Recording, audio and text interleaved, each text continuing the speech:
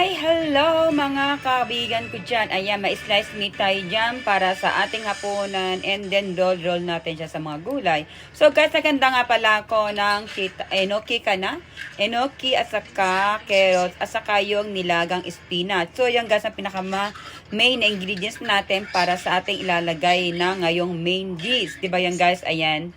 So bago ko nga pala guys binalot yan, ay binuburan ko muna ng asin at saka paminta yung ating karne. So, ayan. So, binalit-balit ko na siya para naman ay mapil natin yung ating pagbabalot ay parang alam niyo na. Pero pagdating naman sa lutuan, ay masarap po yan, guys. O, diba yung tinatawag na nating roll meat with cabbage. Para naman po yan ay masyahan ng ating mga kiddos. Ay talaga naman pong on the effort po ang inyong mama Cheng. Diba? Ang inyong mama na talaga naman ay effort sa taga sa mga oras na binibigay para sa pagluluto ng kanyang mga chikitetong. O, diba, guys?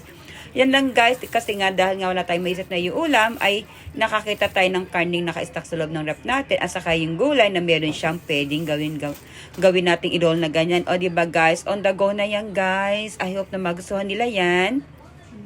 And then guys, ay nga pala sa haba-haba na daw ng posisyon ay matatapos din natin yan basta't may tiyaga ka lang talaga guys ay meron kang ilalaga o diba yun nga lang yun hindi natin ilalaga iyan dahil guys ay yan namang yan naman ay talaga namang ano pa tayo no? effort pa pag may tiyaga ka talaga guys may ipipirito ka naman sa iyong kawali on the go na yan guys o diba. So, yan lang guys, ang ating ginagawa. Talagang effort pa po ang mami dyan. Hili-hilira pa yan sa ating on the kwok ba yan? O kwok o fry pan. Ayun nga pala guys, na fry pan na yan. Ayan, isa sa regalo ng aking pangalawang anak. Dahil alam niyong mahilig ako dito sa kusina. On the go, talagang always ako nakatayo dito guys. Ayan po ang nirigalo niya sa akin. Talagang effort pa siya talaga na binitbit niya from school. Ay pumunta siya sa department store para makabili niya yung fry pan na yan. So, effort naman tagang aking anak. I love her. O, diba? Ayan talaga guys, pag nakita talaga ng anak mo, ikaw imilis pagluto, ay bibilang ka talaga ng gamit on the go sa iyo dyan. O, diba? I love you, baby. O, diba? Ayan. So, sobrang dami guys na nagawa ko ay talagang ipit-ipit ang ginagawa ko sa kanila dyan para naman ay parang maluto yung sabay-sabay kasi nga naman ay pagluto pa ng unti-unti yan ay nako on the go na guys ang mga gas niya. So ayan guys, so sinindihan ko na yung gas niya sa umuusok-usok na siya, diba? Habang guys ay umuusok-usokan ay naiito naman po ang ating karne. So ginagawa ko ay baliktad dito, baliktad doon ang ginagawa ko para hindi masunog yung kabila, o diba? Yun lang yung guys, kasi nga talaga namang aking pag-i-effortan ng ginawa ko dyan para sa kanila. Dahil nga po guys, ay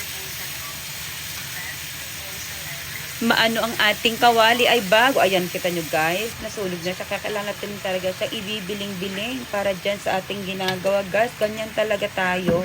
And then guys, nilabas ko na dyan ng ating mga chomil o mga pampalasa nilalagay. Unang nilagay ko yung merin, o diba? At saka lang po guys, ang alak na pangluto talaga, merin sake shoyu. Ayan ang ating pinaka-main na pampalasa dyan guys. So, ayun pa guys, dago na yan. Nandagyan pa natin ng pampalasa. Yan tinatawag na dashi na moto. So, kaya nga pala guys, hindi ako naglalagay ng bitchin dyan sa mga niluluto ko. Kasi, ang lagi ko nilalagay ay ang yang dashi na moto na powder. Kasi guys, ayun tagay nahanap ko. And then guys, lagyan natin ang pinakalas na yung toyo. Hindi ko yata nakita. Hindi yata napakita nilagay yung toyo. Kaya ayan guys, ay halo na tayo dyan para hindi naman masunog lahat ang ating iniluluto. So talagang on the go. Na-go na yan. On the go na talagang bantay. Sarado tayo dyan para hindi siya masunog. Diba? O yan guys. O diba? Ayun. Kaya sana masarap ka pag niluto ko, no? Dahil nga si daddy ay nakatingin na at gutom na raw sila. So, yan guys. Wala na akong magagawa talagang. Kailangan ko ng bilisan ng pagluluto ko. O, diba guys? O, diba? O, yan. Ang ating niluluto yan. Ang roll meat with cabbage. O, diba? Sa sarap niyan guys ay talaga namang hindi sumusila. makikita nagrereklamo dahil effort ako dyan sa ginagawa ko na yan. O, diba?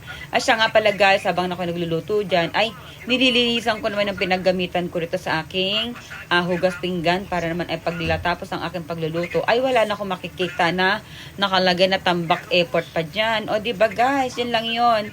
O, diba? Sobrang ating busy dito ay talaga namang gagamitin na natin ating pa at kamay dyan para sa pagluluto. Habang niluluto natin, ayan guys, so kulo-kulo na siya, kulo-kulo na. So ayan, matatapos na siya, malapit na siya. So naluto na din siguro ang gulay dyan sa with carne na yan. So naluto na rin siya para dyan. So talaga namang ano pa rin ako dyan, effort na biling sila dyan para hindi masunog ang pinakababa. Yun lang guys. O diba? Kita nyo, amoy pa lang at tumahaluyok na ang sarap. So ano pa yan pag natikman mo pa. O diba? O ayan guys. So natapos na siya. So lagay ko na yan sa plates para naman ay maihanda ko na sa kanila ng maayos. O, diba? Yun lang guys, ay na talaga namang effort tayo dyan. Sana ay always ko sila mapaglutuan ng masarap na pagkain. Katulad ng ginagawa ko na to ay hindi ako magsasawa ng kaluluto para sa kanila. Yung guys ay isa sa mga nag-aabalahan ko dito bilang as a nanay, kahit na working mother ka, ay kailangan mo pa rin ay suportahan. So, ayan guys, ay nilagay ko niya sa plate. So, ayan, hindi pa yata siya magkakasya dyan dahil napuno na yung isa kong plato. Ayan, ako guys. O, diba? Sarap pa lang guys. Tingin pa lang ay sobrang sarap na siya. So, ano pa yan kung yan ay talagang natikman mo na. O, diba? Go ka lang dyan, mga mother dyan. Kaya kayo dyan, mga mother, ay lagi nyong tatandaan ang asawa nyo, ang puso ay nasa stomach. Kaya ako on the go naman ako magluto. Effort. Ayan guys, diba? Ayan guys, ang natapos ko na. O, diba guys? Ayan. And then guys, habang naluto, nahangon ko na yung mga karne na yan, ay naglagay naman ako ng tinunaw na, ano ba yung katakuriko? Ano ba yung tawag dyan? O gawgaw. Para naman ay magkaroon siyang toro-toro ang ating sauce. So, ayan guys. Halo-halo ko lang ng konti. Yan, kasama pa ang ating fry pan sa paghahalo. Then, ayan. So, ano lang natin siya, palalaputin lang natin siya para mailagay natin siya at maisalin dun sa ating special dish today. O, diba guys? Ito lang po ang ating taga-main ngayon, today na yun guys. So, ayan guys. So, ano yan.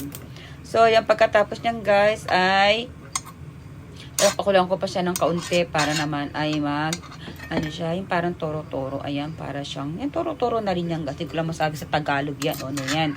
Malapot. Ayan.